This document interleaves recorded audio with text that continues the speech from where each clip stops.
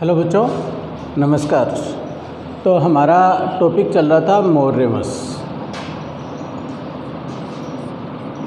मौर्य वंश जिसका काल था 322 ईसा पूर्व से 184 ईसा पूर्व। मौर्य वंश में हमने पढ़ लिया चंद्रगुप्त मौर्य,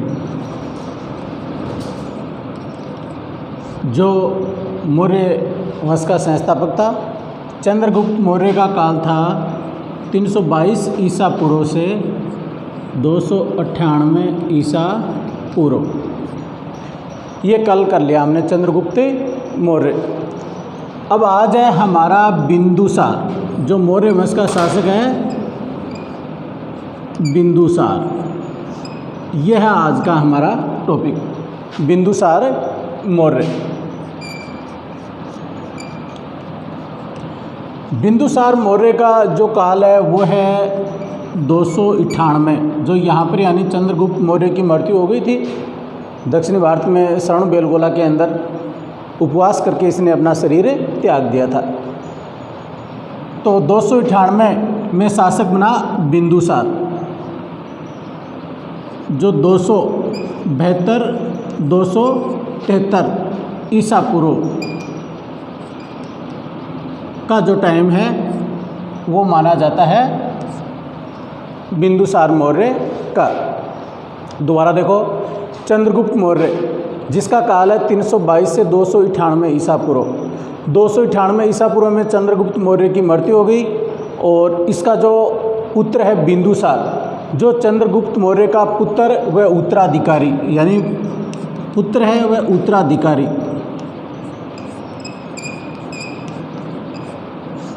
ये बिंदुसार, ये 298 में मगध का शासक बन गया। मगध का शासक बन गया, जिसने 273 ईसा पूर्व तक मगध के ऊपर शासन किया। बिंदुसार के बारे में बताया जाता है कि जो चंद्रगुप्त मौर्य ने उसको मगध का साम्राज्य विरासत में दिया था, उसको अक्षुण्य बनाए रखा, यानी उसको कम नहीं होने दिया बिंदुसार ने। बल्कि चंद्रगुप्त मौर्य की बजाय उसने जो हमारा दक्षिणी भारत है, दक्षिणी भारत यानी यहाँ तक इसने काफ़ी बढ़ाया मगध साम्राज्य को।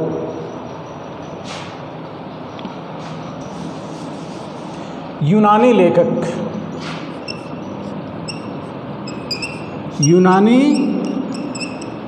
लेखक बिंदुसार को एमित्रोचेट्स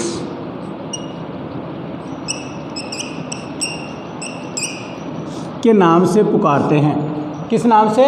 अमित्रोचेट्स। अमित्रो जो चेट्स है उसका संस्कृत में मतलब होता है दुश्मनों का नाश करने वाला। दुश्मनों का नाश करने वाला, ये बताया जाता है अमित्रोचेट्स का मतलब।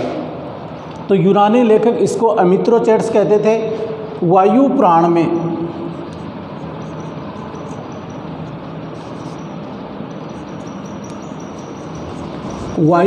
में बिंदुसार को भद्रसार कहा गया है। जैन ग्रंथों में बिंदुसार को सिंहसेन कहा गया है। इस प्रकार बिंदुसार के उपनाम हो गए अमित्रोचेट्स, जो किसने कहा है? यूनानी लेखकों ने। वायु पुराण में क्या बताया गया है? भद्रसार। जैन ग्रंथों में इसे कहा गया है सिंहसेन।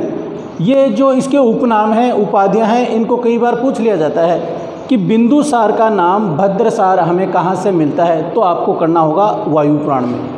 या ऐसे पूछ लिया जाता है कि वायु पुराण में बिंदुसार को क्या कहा गया है? भद्रसार। इसी प्रकार जैन ग्रंथ में पूछ सकते हैं सिंहसेन, और ज़्यादातर यही पूछा जाता है अमित्रोचेट्स, कि अमित्रोचेट्स कौन से मौर्य शासक को कहा जाता है? तो आपका उत्तर होगा बिंदुसार को। बिंदुसार ने, यानी दिव्यावदान के अनुसार दिव्यावधान के अनुसार बिंदुसार के काल में 2 विद्रोह हुए थे। कितने? 2 विद्रोह है। तक्षशिला के ऊपर। तो इन 2 विद्रोहों को बताया जाता है कि जो इसका टाइम था उसमें 2 विद्रोह हुए तक्षशिला के ऊपर, और दोनों विद्रोह को उसने अपने पुत्र, जो बड़ा पुत्र था इसका सुसीम, दूसरा पुत्र था अशोक, इनको भेजा गया, सुसीम अशोक को। लेकिन जो तक्षशिला है यहाँ पर विद्रोह दबाने में अशोक को सफलता मिली, सुसीम को सफलता नहीं मिली। ये बताया जाता है बिंदुसार के टाइम में तक्षशिला के अंदर विद्रोह। जैसे इसमें यह भी बताया गया है, एक छोटा सा भारत का मैप बनाते हैं।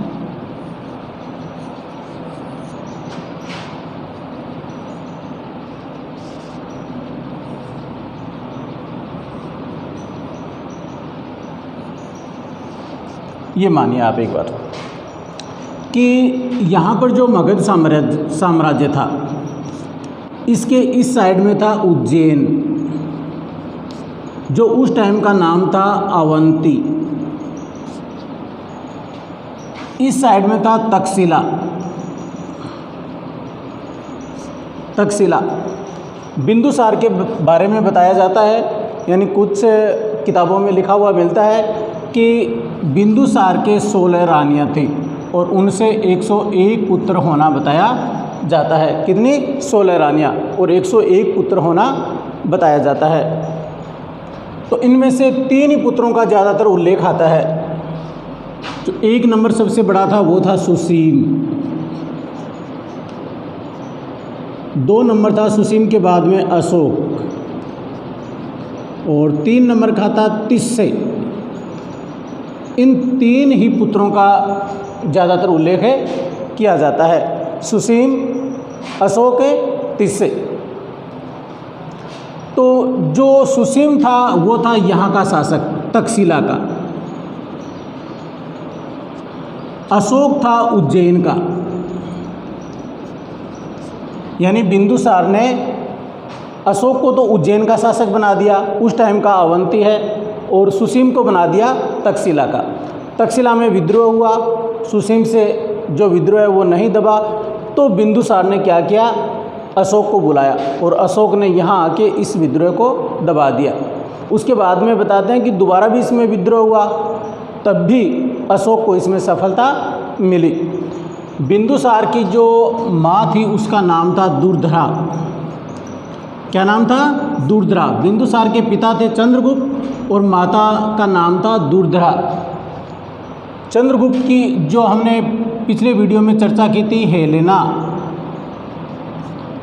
हेलेना चंद्रगुप्त की पत्नी थी, जो यूनानी शासक सिलूकस निकेटर की पुत्री थी। लेकिन जो बिंदुसार है वो हेलेना का बेटा नहीं होकर किसका है? दुर्धरा का बेटा है। बिंदुसार है वो बताते हैं कि जो मगध का साम्राज्य है अपनी मृत्यु के बाद में सुसीम को देना चाहता था, यानी सुसीम को उत्तराधिकारी बनाना चाहता था। और उस टाइम में ये नियम भी होता था कि जो बड़ा बेटा होता है वही उत्तराधिकारी बनेगा। लेकिन सुसीम इस काम के लिए योग्य नहीं था, यानी उत्तराधिकारी बनने के लिए योग्य नहीं था। तो इनका एक गुरु था अशोका, राधागुप्त।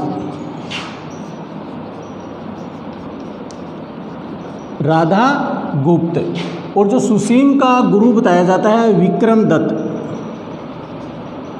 विक्रमदत्त, कई बार ये भट्ट भी मिलता है, ये विक्रम को बताया जाता है, लेकिन इसका ज़्यादा उल्लेख नहीं है, ये याद करना पड़ेगा राधागुप्त। क्यों कि जिस प्रकार चंद्रगुप्त मौर्य का गुरु था कौटिल्य, उसी प्रकार अशोक का गुरु है वो है राधागुप्त, और कौटिल्य का ही स्थान लेता है राधागुप्त। तो जब बिंदुसार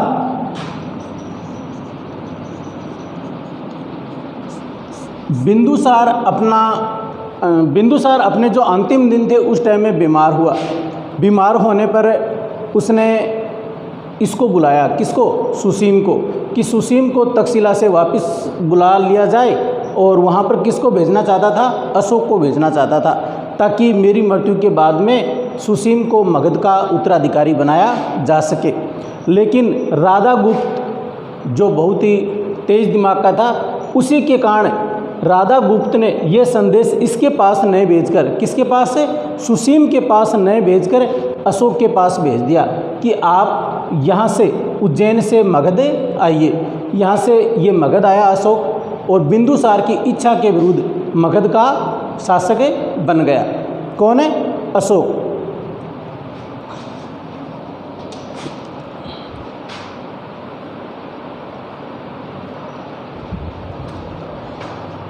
तो इस प्रकार से यानी मगध का जो शासक है वो कौन बन गया, अशोक बन गया। अशोक के बारे में हम बाद में पढ़ेंगे। बिंदुसार के समय में 2 राजदूत आए थे, जिनके बारे में देखिए आप कौन कौन से थे।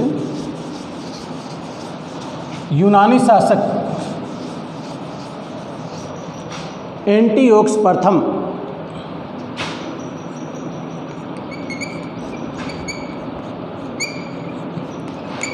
यूनानी शासक एंटियोकस फर्स्ट ने अपना जो व्यक्ति था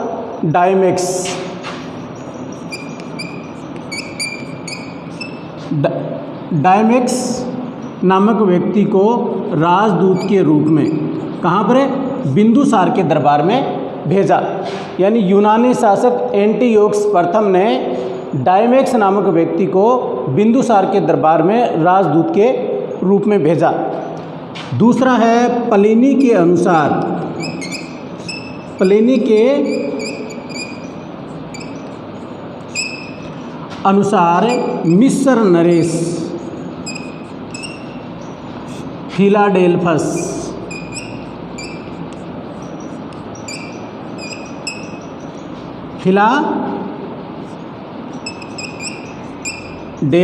जो दूसरा नाम मिलता है इसका मेली सेकंड। तो मिस्र नरेश फिलाडेल्फस यानी मेली सेकंड ने डियानीसियस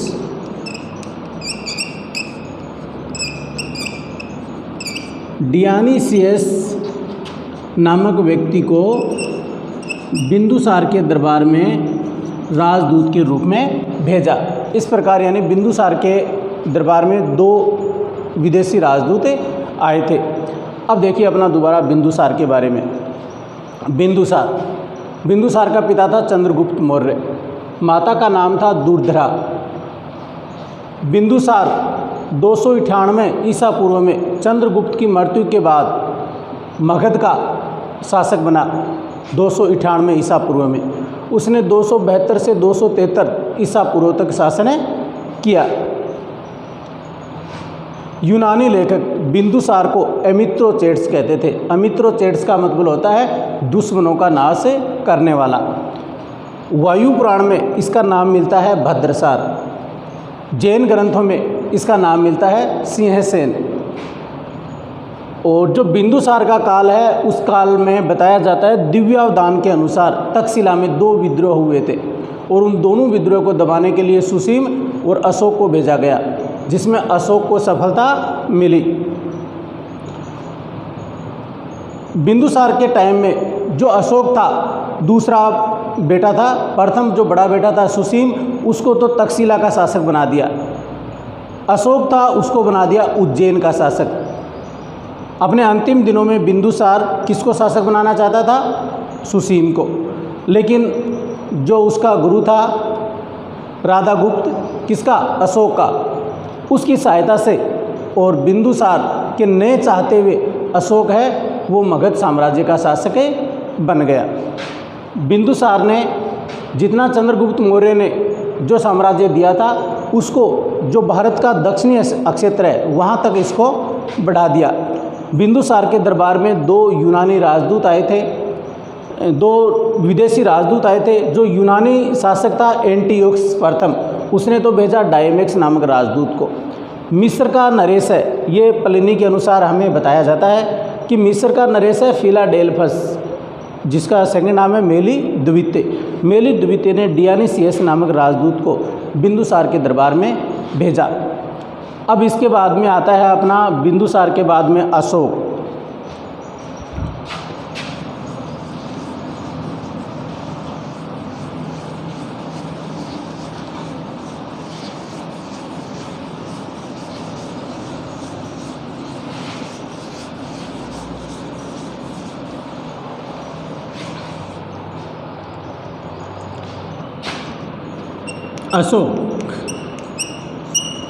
अशोक का जो समय था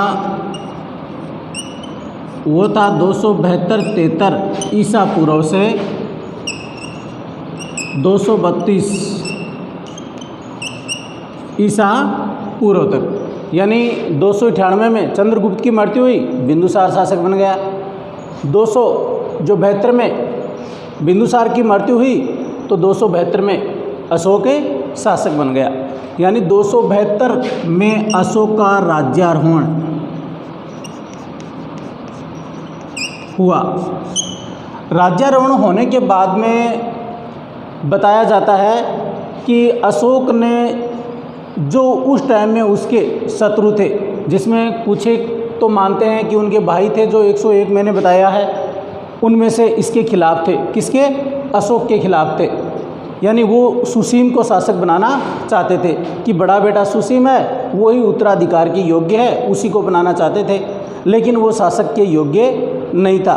तो अशोक ने सबसे पहले तो जो उनके भाई विरोध कर रहे थे उनको और उनके जो शत्रु थे उन सब का यानी मुकाबला किया, उनको हराया।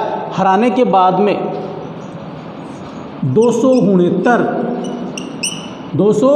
269 ईसा पूर्व में राज्याभिषेक किया।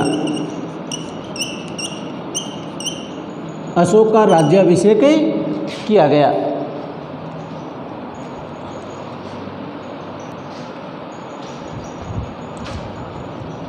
तो इस प्रकार यानी अशोक के जो प्रश्न है उसमें पूछ लिया जाता है कि अशोक का राज्यारोहण कब हुआ, तो 272 में। जो राज्याभिषेक है वो कब हुआ, 269 ईसा पूर्व के अंदर। यानी ये जो 269 और 273 है, ये आता है अपना जो 13वां शिलालेख है, 13वां शिलालेख। यानी जो शिलालेख हैं उनकी शुरुआत भी अशोक ने की थी। उससे पहले शिलालेखों का प्रचलन नहीं था। शिलालेख यानी शिलाओं के ऊपर जो संदेश होते थे उनको उत्कीर्ण किया जाता था। ये शिलालेख की शुरुआत है, ये अशोक ने की थी। 13वां जो शिलालेख है इसमें जो कलिंग का युद्ध है, कलिंग जो वर्तमान का उड़ीसा है उस क्षेत्र में आता है, उसके अंदर यानी ये जो हमारे लिए इम्पोर्टेंट है, याद करना पड़ेगा, क्योंकि उसमें जैसे 8वां वर्ष, तो 8वां वर्ष एक तो इसमें से घटाएंगे या इसमें से। अगर कलिंग का युद्ध 13वां है तो इसमें से घटाना पड़ेगा 269 में से, तो 261, यानी बाद में हल करेंगे तब पता चल जाएगा।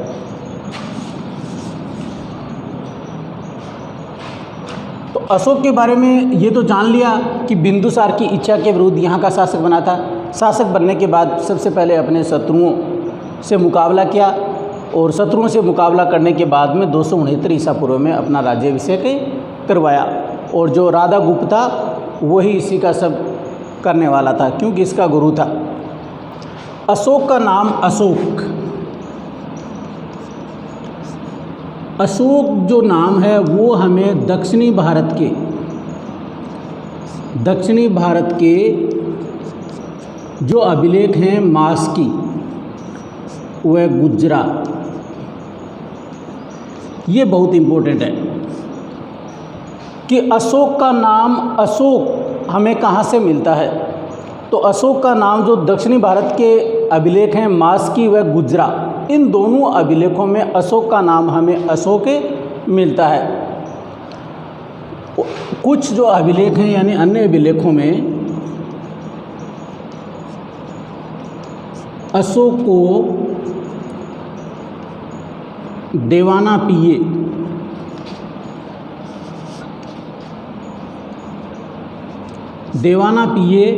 या देवाना पियदस्सी।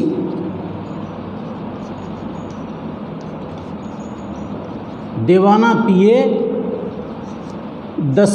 की उपाधियों से सम्मानित किया गया है। यानी अशोक को देवाना पिये या देवाना पियदस्सी इन उपाधियों से सम्मानित किया गया है। इसका मतलब होता है देवाना पिये का यानी देवताओं का प्रिय, देवताओं का प्रिय माना गया अशोक को, इसलिए इसका ये उपनाम है अशोक का।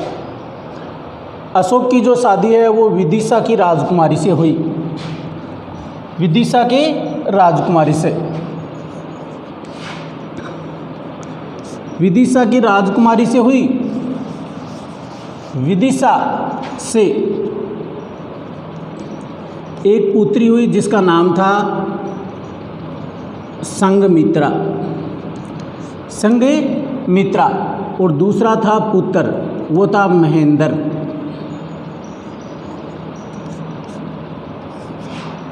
ये एक जो बेटी थी अशोक की संघमित्रा और पुत्र महेंद्र, इन दोनों के बारे में उल्लेख किया गया है। इन्होंने बाद में यानी श्रीलंका या विदेशों में बौद्ध धर्म का प्रचार भी किया था।